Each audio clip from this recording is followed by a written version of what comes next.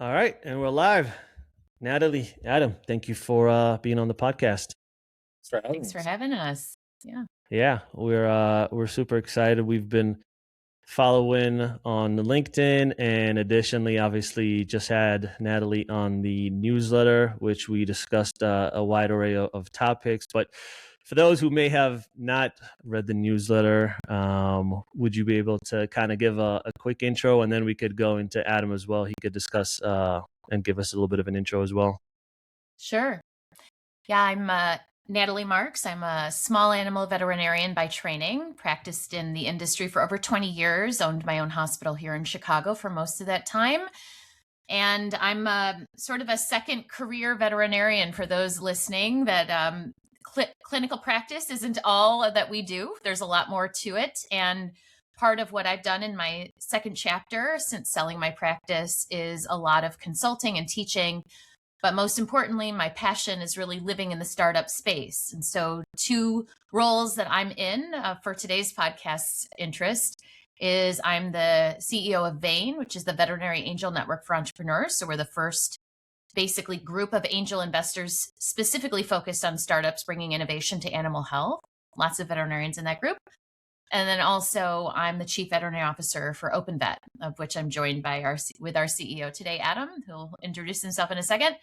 And doing a lot of work, again, in that startup space to bring clinical knowledge in a platform that's very usable and computable for all veterinarians to better medicine. So super excited to be with you and talk about that. Adam, you want to go? Sure. Adam Sager. I am newer to the world of vet med.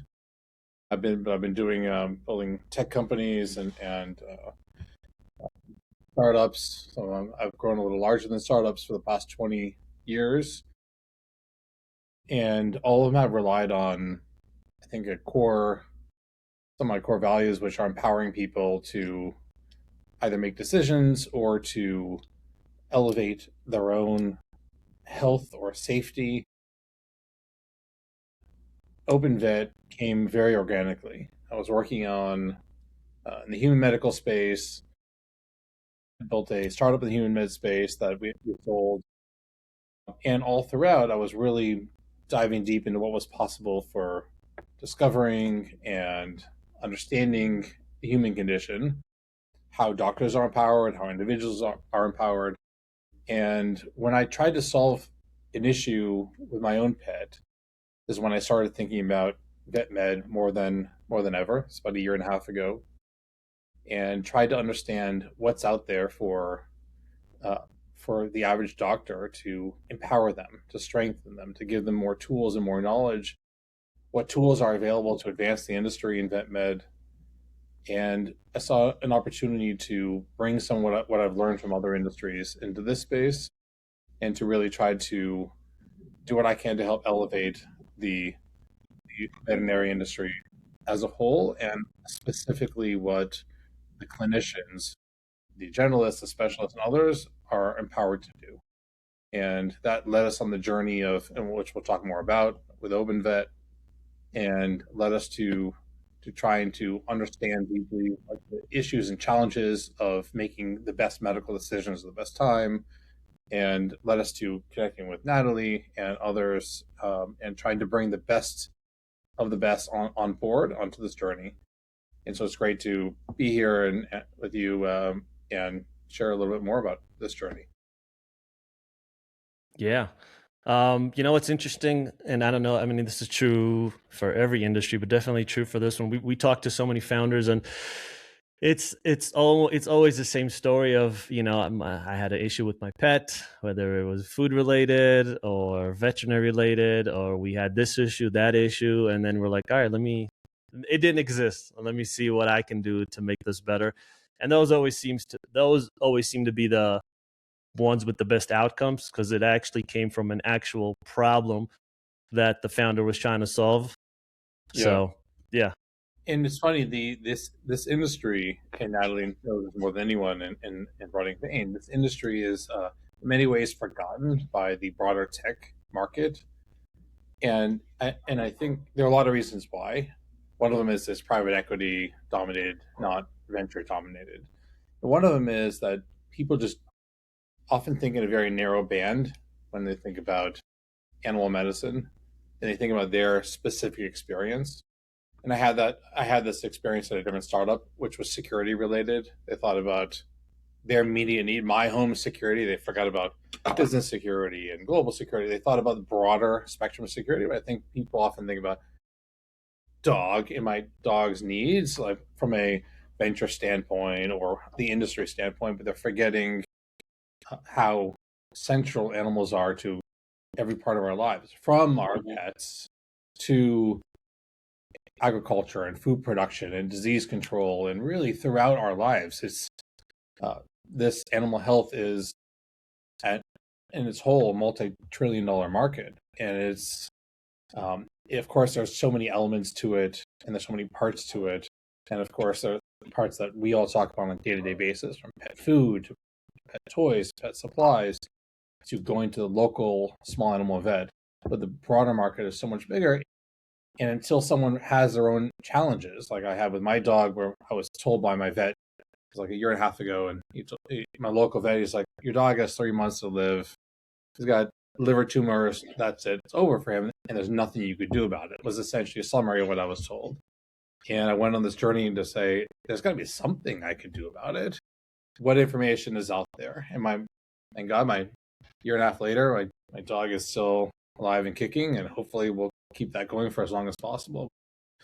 But it was that journey, you're right, that led me to think about maybe there are different ways or better ways to think about how to empower the vet and maybe reverse some of the negative industry trends that I think a lot of people complain about in the vet industry. So we spent a lot of thinking about where this industry is going and how we can play part.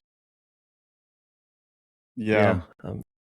I think it is you touched on something that is like one of the deepest human truths about the pet space, whether you're a founder or like just a pure consumer, whichever, is like everything, like your anecdotal like POV of you and your pet and your family and your household like gets projected onto, you know, pretty much how you see the entire industry as a whole. Like if you feel slighted or like someone gate kept some information from a vet side to you, you're like, oh, all vets are doing this, like this is all broken, the system needs. But there's really is, like, you know, Roy and I have spoken to quite a few vets that are doing some really amazing things, like completely flipping the model on its head.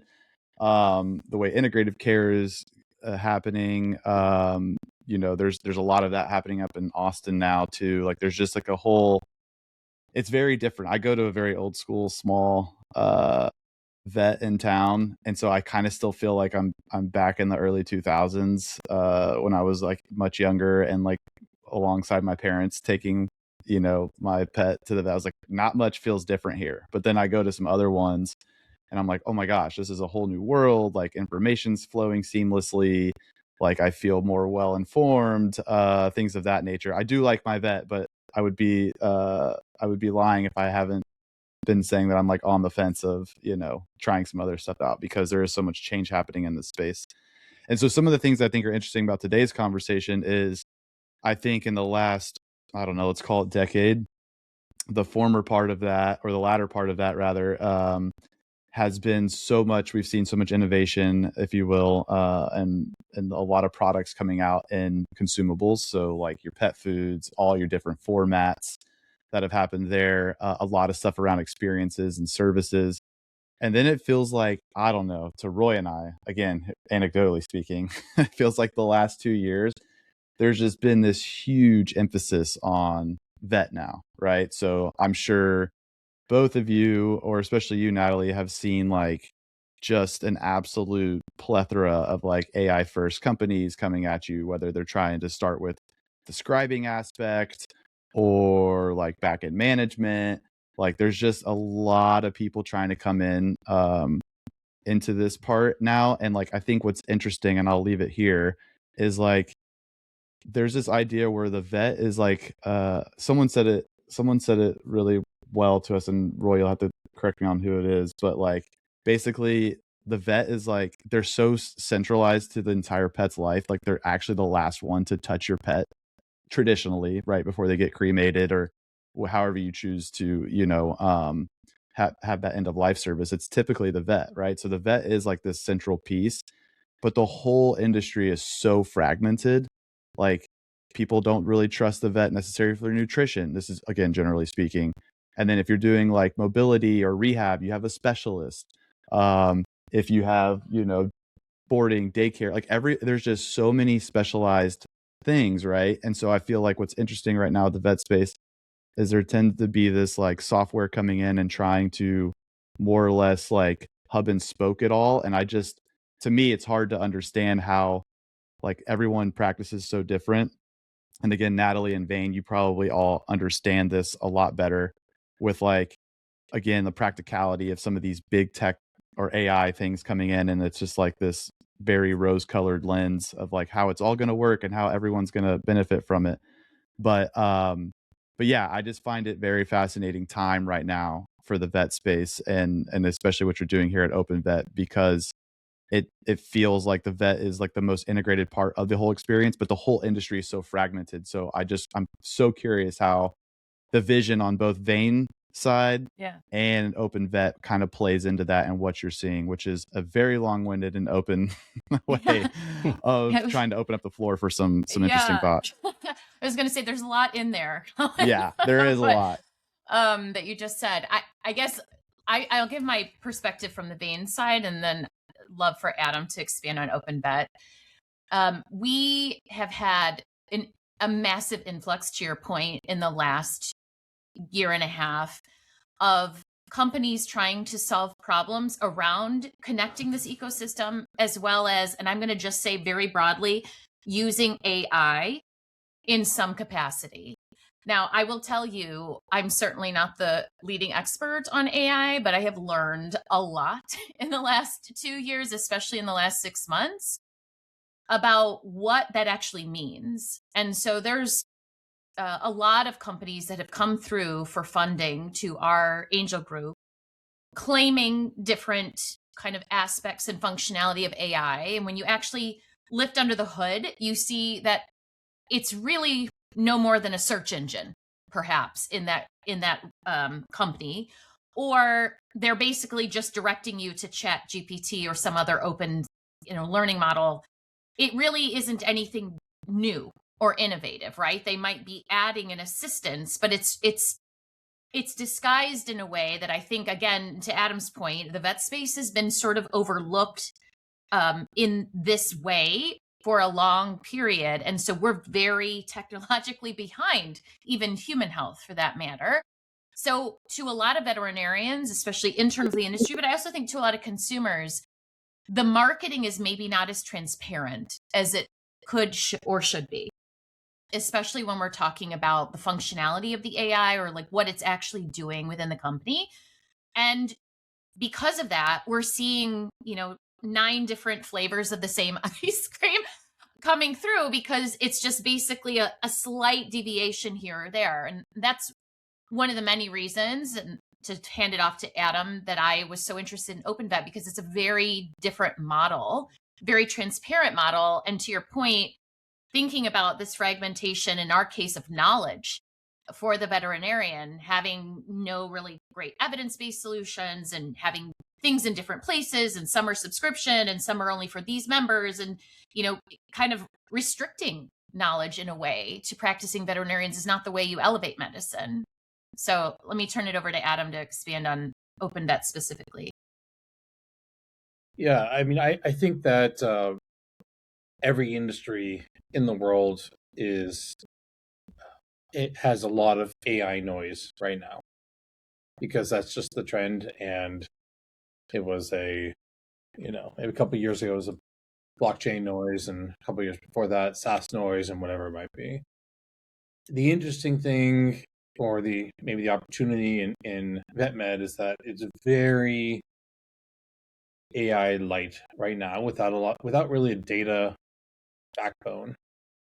And what I mean by that is, like, in human health, we have the benefit in VetMed to look at there's a lot more money in human health, a lot of development there. And even though human health is traditionally behind other companies, it's far ahead of VetMed. for now in software. So in human health, we have companies like Flatiron Health, IQVIA, and others that their entire focus is structured clinical data. And when you structure clinical data, you can use it for research, you can use it for drug development. Maybe most importantly or most relevant to this conversation, you can use it for better care at the bedside or what we're talking about in the clinic. In VetMed, we don't have that backbone of data. We have PIMS software that may have SOAP notes and some PDFs that are fragmented, that it's very challenging to have structured clinical data. It really doesn't exist at scale. It's hard then for decisions to be made, and it's hard to advance the industry. You can advance it in pockets, like you can do your own clinical research, fine, but there's no source of that underlying data to advance the industry. And the way we understand OpenVet and the way we address this industry or approach the industry is starting with that data and realizing that if we can find and structure data in what we believe correct way or usable way, not just by us, but by really anyone that wants to advance the industry. That's our underlying objective. It can be used then for doctors for clinical decision making, and can be used for deep expertise in veterinary subjects, like deep inside different expertise inside the industry. Real quick, Adam, when you say clinical structured data, because I'm just pinging back and forth in my brain, are you talking about things that happen on a practice level that, like, diagnosis, treatments, things like that, like structured into a way? Or are you talking about like research grade stuff, or is it both? Like, what is that clinical structured data? That's a great question. The research data should rely on what's happening in the clinic, in human or vet med, but especially in vet med, the majority of interactions, medical interactions with animals, are happening through vets, right? There are some that are happening not through vets, that companies handle various things without a vet. There are some that are happening in universities, but the majority of medical interactions with animals are happening through the vet. So they are the gatekeepers. They are the queens and kings of the industry, and they should be. They're the ones with the most expertise. And the other ones conducting the research. So when research happens, it starts with what's actually happening in the clinic. And if you can't understand deeply what's happening in the clinic level, then it just makes it more challenging to do anything else, to do research, to do to pharmacology, to really any other subject that's built on top of animal medicine. It's just more challenging to do without that clinical data. So everything we do, so OpenVet is a open, free platform for clinicians, for veterinarians, generalists or specialists, to help them understand the broad spectrum of knowledge that's out there, and help them make decisions, right? Day-to-day decisions, both for planning for their patients or when they're in front of their patient. But we also believe that we want to capture that data that comes through the platform, protect them, so no user data is passed on to anyone else. So capture that data from a medical standpoint to keep furthering the field, also to keep getting smarter on our platform, and to make it available for others that want to further the field. That's cool. Our objective. So I'm going to gloss over it in a very crude way, but just to kind of recap so I can gather how this works. Let's just say I'm a practicing clinician here in Austin, and I sign up for OpenVet. I basically run through all of my SOAP notes, everything, all of my clients I saw for that day gets fed into OpenVet. Everything from like vaccines, like treatments, just like the conversations, the SOAP notes, blah, blah, blah, all that kind of stuff gets plugged in medical records.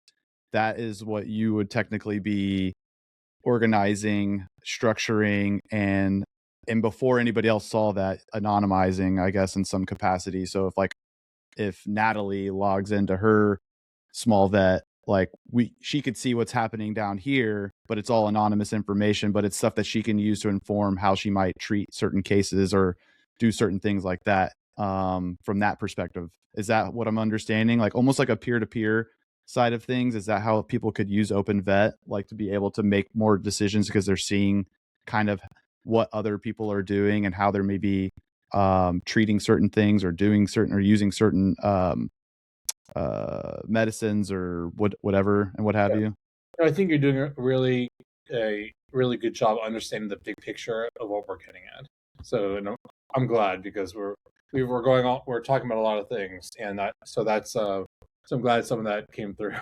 And yes, on the privacy side, there's zero crossover. There's no data that's from one person that's passed on to another person if that data is not protected and anonymized. Like the platform may know that an animal given a certain dosage of a certain drug, here's the reaction to inform others about that. But there's no crossover in terms of what someone did something. There's 100% privacy embedded in the system at its core.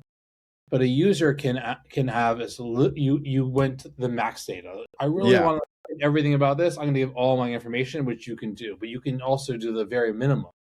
I have a problem in front of me. I have an animal that I've never seen before, or I have a breed I haven't seen, or I have a condition, this animal with this condition, I don't know what to do. Help guide me, help empower me. So it could be the simplest question. It could be the most, what's the dosage of this drug that, for this condition, for this type of breed? Or it could be the most complicated bit of information. You just feed data and upload your blood tests and give all the information.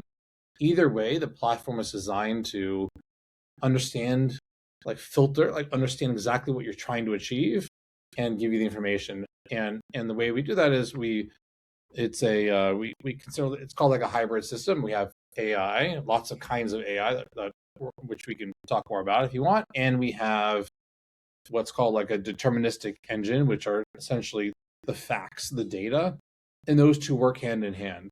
So any question or query will use both AI, and it'll also make sure it balances that with the facts. So if there's a research report that recommends you use a certain dosage of a certain drug, that will then flow through our facts to understand, is this approved drug in vet med? Is this approved in the range that was recommended in that article?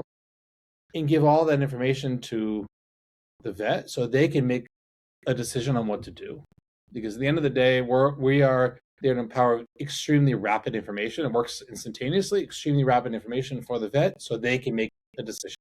We're not making any decisions. We're not telling any vet what to do. We're empowering them with as much data as we can, as fast as we can, so they can make a decision on what to do with their patients. Gotcha. And you guys got to see, also as a side note, the first maybe 7 or 8 or 9 episodes that we did, each episode we had a dog bark in the background. And then we had a lull where there was no dogs barking for a while. So I'm glad we're back. I can hear some dogs somewhere barking. So I'm glad we're back on the track, because we hoped we would just be able to do it each and every episode, and that would be like the shtick of the thing, but unfortunately not. I see that you guys, OpenVet becomes first AI to score perfect 100 on the, I'm probably not going to say this right, NAVLE or NAVLE, referring to the North American Veterinary Licensing Examination. Could you maybe explain that a little bit? Yeah. So what we did early on, and how do you actually pronounce that?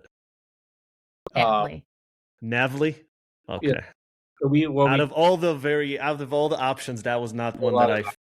Yeah. What we did early on, we didn't actually take the test, which we tried to specify. What we did early on was we said, well, what is a great baseline of for our AI that we built? We built it from scratch. We wanted to know, is this working or is this not working with facts on the ground? Well, what's a good deterministic measure of facts on the ground? It's standardized testing that every vet has to take to become licensed. So we started creating our own questions, essentially, that were like a standardized test, like that test. We over many months, we would use that as a way to understand, are we missing data on the platform? And if we started, maybe we missed some oncology questions, or we missed some exotic animal questions, So we kept training and training and training until we were able to, on the test that we created, keep achieving perfect score. That's just the beginning, though, because a standardized test questions is a way to understand facts. The hardest part about vet med is that vet med in some ways is all harder than human medicine. Like we have all the thousands of species. Right? In some ways.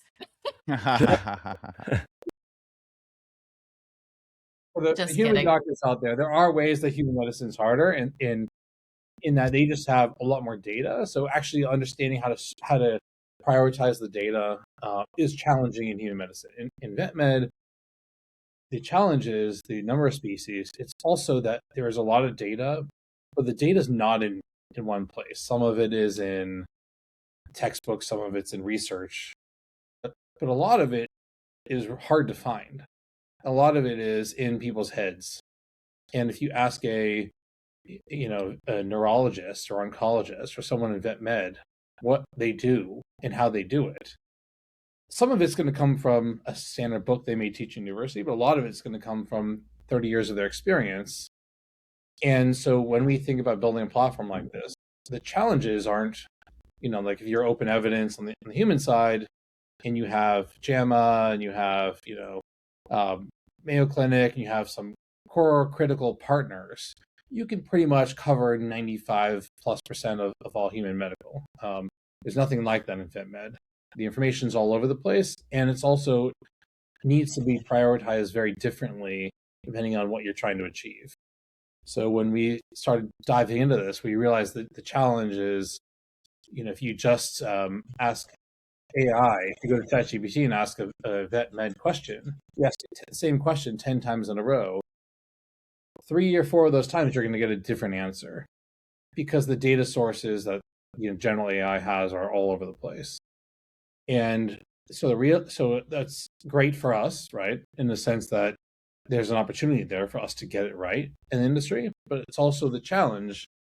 And this is a multi-year challenge. Like we consider our platform in beta, and we will probably consider it in beta in a year from now, as we still are pulling information in, more and more training of the platform, hearing back from our customers about what it got right and what it got wrong, and then reteaching essentially the platform continuously to make it smarter. So that's a long process. It's fun to figure out each little niche in the industry, whether it's a species or whether it's a specialty, and training like deeply in that niche. I think one of the really cool things about this, and I felt like I didn't foresee this happening outside of wearables, but this is like pretty exciting in the sense where it's like I've thought wearables were really cool, and there's always like the hardware needs to get better. Just like you're always trying to take in more knowledge, you're expanding the knowledge base, making it more accurate and making it not hallucinate, I'm sure, on edge cases and like try to like minimize that. So that's an ongoing effort. It's the same with like hardware with the collars. It's like it's not perfect, but it is giving us some like biometric data, which is interesting, and some insights, and we see that progressing. And I think it's really cool. Roy and I have spoken to some people where they're like able to normalize data across like 1,000 pugs or 1,000 beagles and be like, this is kind of the resting heart rate for these people, and this is their environment. Like 60% of them are urban, 40% are in the countryside. They eat this group eats fresh food, this group eats that. So like those more data points can like, and especially like like if we can make one of the worst sadnesses of pet ownership, which is the shortest lifespan, like actually give us more data and information on like what is expanding these dogs' lives, especially in modern environments with all these formats and new foods. No one wants to, it's so hard to run these trials, which I still think are absolutely worthwhile, but essentially getting as much data points in real time on pets in our houses, like in the day-to-day scenario and setting, and being able to inform ourselves like what the new normal might look like for your specific pet and environment, I think is really incredible. And I think being able to do that on a clinical level where you're getting people's undivided attention and they're giving you all the, I just did my annuals with both my dogs, so this is like fresh on my mind. It's like you give all the information that is like in your head, right? And then that's able to go into be structured data portal that could be shared across tons of other vets. It could be updated in real time. I think is so amazing. And that's never even crossed my mind as like again, I always thought, oh, wearables will be the one to crack that code.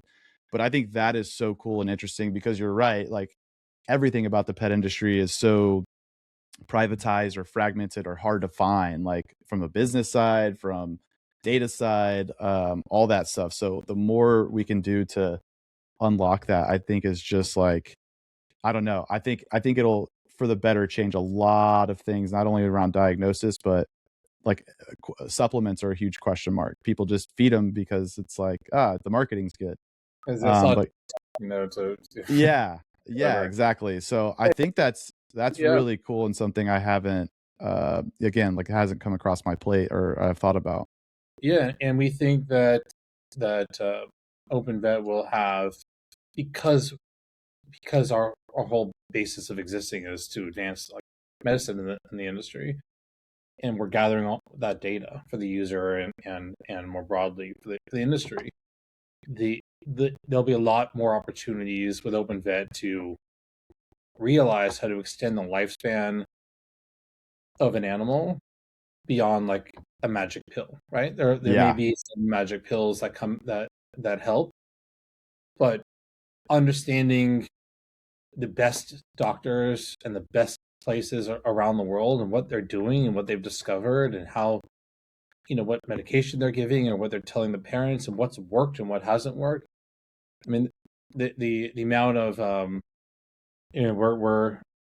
just want to get this out faster and faster because we think that that will be the outcome. The outcome will be healthier pets and longer lives. And as you've seen it on the human side, you may have seen there's a lot of talk about lifespan and health span in human health side, and we think about it the same way. Like, how do we? It's even more the case. Like in human medicine, there's so many laws around what kind of medicine you can give to someone and when you can't.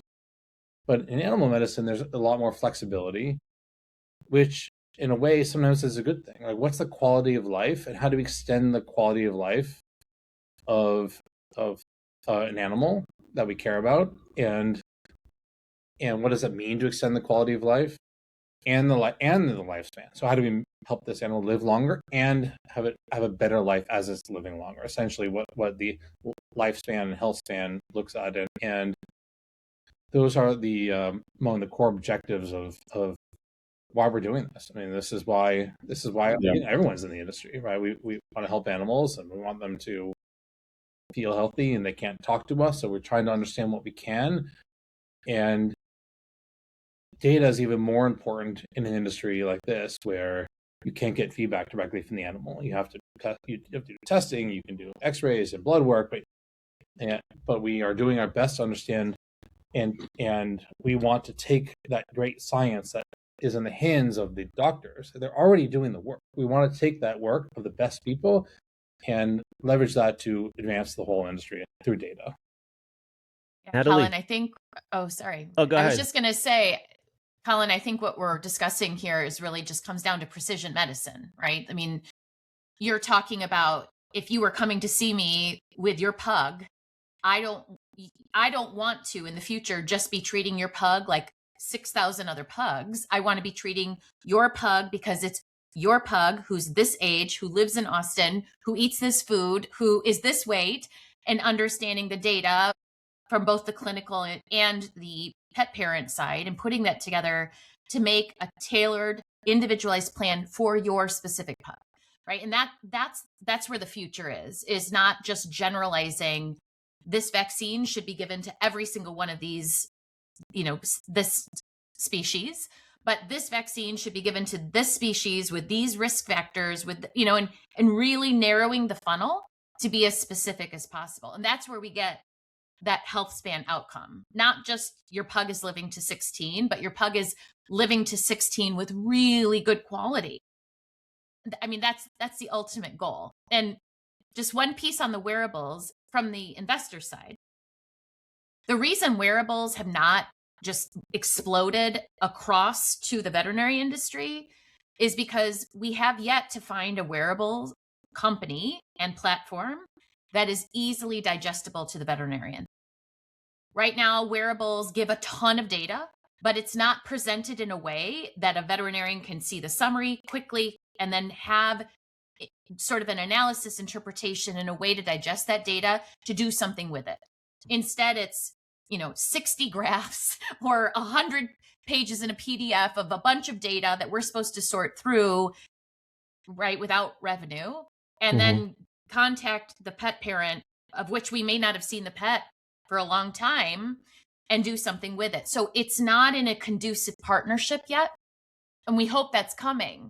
But that's really the bridge for wearables to make a difference in the vet space, is to find one that communicates well, partners the veterinarian in that wearable data, so that it's not just, hey, what do I do with all this stuff? It's how do we make this work together? And that has yet to be here. So that's why there isn't one winning the race yet from the investor side. Oh, that makes a lot of sense. And I even find, I don't know, and I'm probably not the best person to ever do a wearable, because I feel like perfectionism creeps in, and I'm like, there's no way my dog shook that many times today, or there's no way that it was resting for that. Like, I don't know, some of the it's also like, not only is it a formatting issue and being able to partner with you and make some kind of sense of that, but it's also like, what's the room for error and discrepancy? Because, like, 10 or 20% in one direction of like sleep versus sleep versus activity could like make or break what you actually are about to say or analyze for a customer.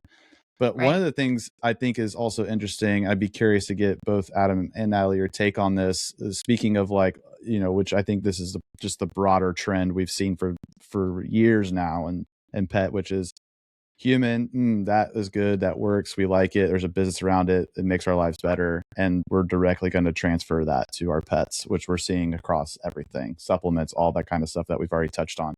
One of the things I think is interesting, and I thought about it, I haven't used it, but it's really hot right now in Austin, is like these like kind of longevity centers or health optimization centers. So you're like superhumans or you're humanauts, which I don't know if you've heard of either of those companies. But the idea, right, is like I go in, all right, it's time for my annual checkup. I get on the schedule, see the doctor. Tap the knee, looks good. Is anything else concerning you? No, not really. All right, well, let's send you back to labs and get your blood drawn and run that blood screen. Well, now you have these centers which are more spa-like, not like this kind of, thing that you typically do with your primary care physician. And it's, I don't know, seems to be taking off in a lot of ways. I know it's still early, but all that to say is, like, Adam, you mentioned, like, I just want to be doing this faster. I want to get this out there faster. We all know human medicine moves at a snail's pace. And I know vet med, like we've all said, Natalie, you said, that's just like a laggard in adopting technology. What do you think from both an investment standpoint and like a business opportunity standpoint for something like this, like a center like that? I don't know, because there are just inherently, like, integrating this into a business or a set of businesses that operate so differently, whether they're PE backed or independently owned or corporate. There's so many different archetypes within the vet space. It'll take some time. I think it's amazing, but it's like, I'm curious about some of these gaps that could be bridged, where it's like, I just want to I'll tell you right now, in Austin, I found it anecdotally. Again, here we go. I'm not saying this is not the case for everybody, but it is really hard to find and do a titer test. It is really hard to find and do just like an allergy test or a blood test, like just get labs drawn without having to go into a vet, and with most of those being sent out to a lab. So I'm just curious, and I'm totally glazing over like infinite amount of complexities. But I just see that parallel now, where I'm like seeing these places and what people are paying like subscriptions for and blah, blah, blah for their own health, and like doing the same thing, I think could check a lot of boxes for pets in some capacity, where you can get this blood drawn or allergy test or titer testing, any of that stuff. But just curious if that's come across y'all's plate, or what you think about something like that in conjunction with kind of what you're doing now. I think this, but Natalie, you should probably talk from a you see a lot on the market from that standpoint first. Yeah, so I guess speaking from my investor hat, it's coming, right? It's certainly here. There's a huge difference in vet med to human med in that most human med, now what we're talking about is obviously usually out of pocket, but most human med people aren't paying everything out of pocket, right, for their services. And so within the vet space, with the rising costs of care and also just sort of the to your point, the kind of the laggard behind early adoption of this, it's been slow, but it's definitely coming. It goes into what I mentioned before about precision medicine, right? Understanding more about your breed, about the breed's genome, about breed risk factors in certain disease states. There's a lot of biomarker testing that's coming. I do a lot of work as, with another company that's looking at microRNAs, right? There's lots of testing coming. Is it centered in these longevity kind of pods around the country? Not yet. Will it be here? Probably, right?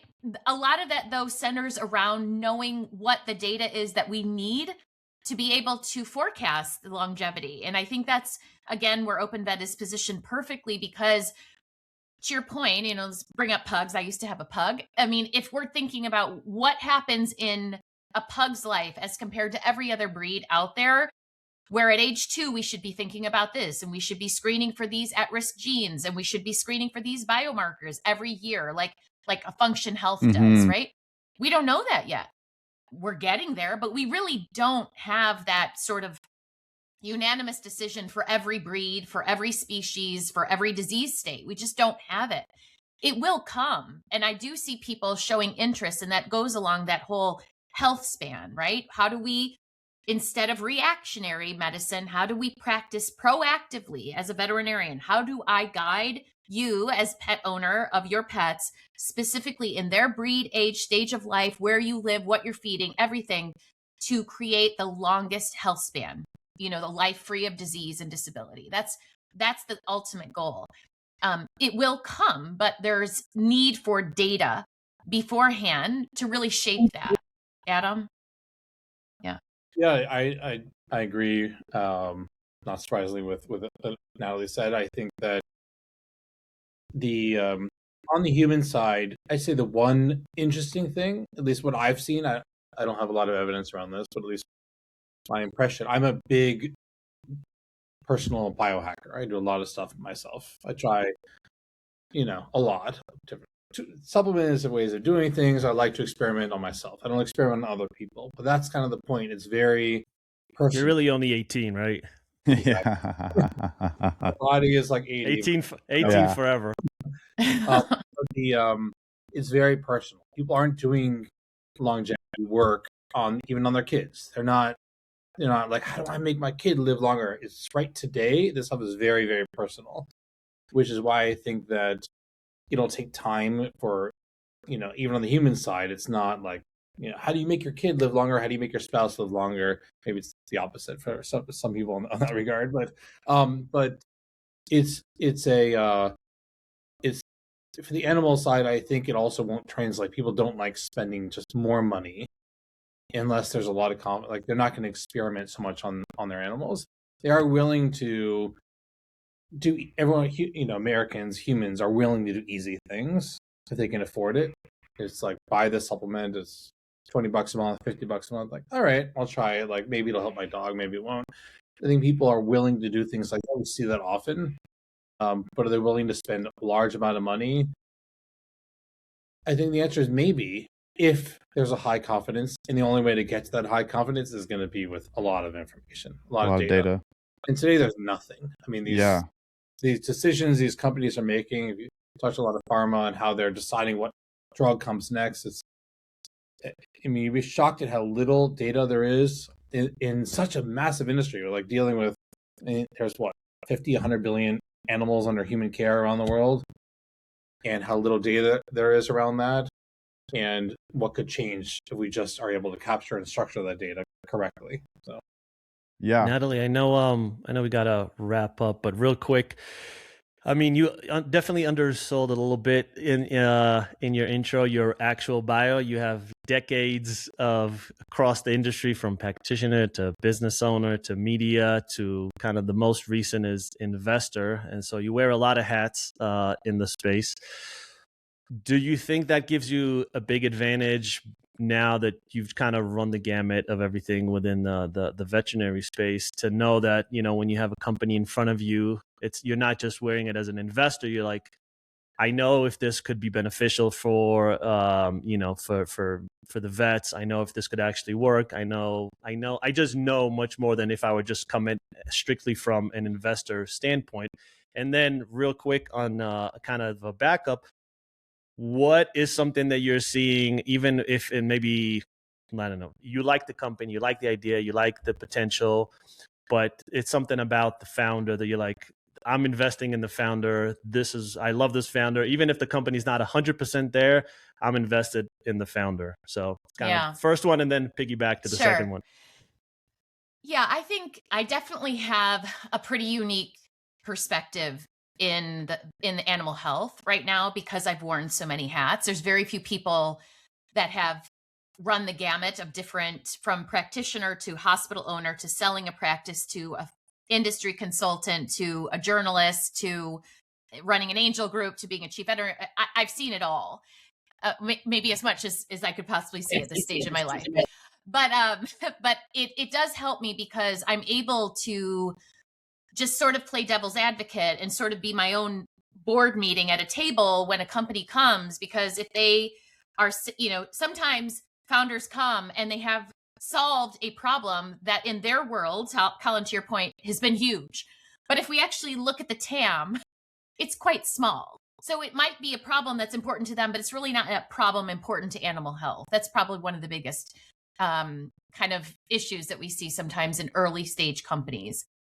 But I think one of the things that makes a founder really stick out to us is curiosity, being open to feedback, doing their homework ahead of time. One thing that I guess on the flip side that a founder is a bit of a turnoff to our investor group is a company that comes in and makes a lot of very bold claims about our industry, but has never talked to a veterinarian or been to a veterinary hospital or has any veterinary advisors on. So they really don't understand the space. They're just making, I think, assumptions or generalizations based on things they've read, or maybe what we see most commonly, translating from human medicine. So to your point, there's a lot of things that translate, a lot of things don't. I really love founders that come to us and understand, especially our group, that we're very smart capital, because 70% of our members are veterinarians, many of them specialists in their own right. So collectively, we have a ton of information on what's been successful for the last 10 to 30 years in vet med, and are equally curious about the future and innovation. So it does position us, I think, in a very unique place as compared to other angel investors, for sure. And I think just for me specifically, because I've been able to be part of a lot of different parts of the business ecosystem, I'm pretty well positioned to see where companies are going to be successful, where they might be taking the wrong exit, and how to shape them back onto a point that's going to at least yield a better outcome, even in the short term for them. Yeah. No, that's great. I know you got to go, so I want to be respectful of your time. So thank you both for coming on the podcast. It's been great. Our first podcast of 2026. Yeah. Awesome. I think our first one. Wow. Yeah. Great. So happy to have you. Where are you guys most active? Where can people connect with you? Yeah. Go ahead, Easy to find, I think, either of us on LinkedIn, Adam Sager, or Dr. Natalie Marks, or Twitter. For me, it's just @Sager. Yeah. Either one's and easy. If you want to check out OpenVet, check out the website. There's for veterinarians that are listening, they can request access, and we'd love to have you join the community. Awesome. Yeah. Thank you guys so much. Yeah, it was a pleasure to have you on. Thank you so much. Thank you.